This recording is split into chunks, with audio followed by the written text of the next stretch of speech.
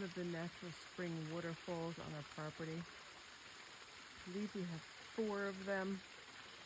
I don't want to get too much closer because the grass is very long here. It's too swampy to mow right now. And I've been seeing a lot of snakes in the grass.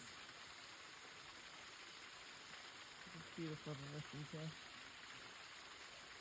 I can get a little closer. There we go. The water comes down the mountain.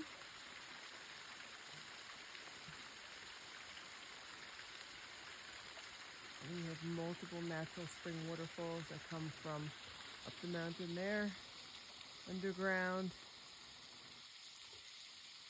They're piped under the ground that they run through, and they fill up the couple streams and culverts on our property. Lots of flowing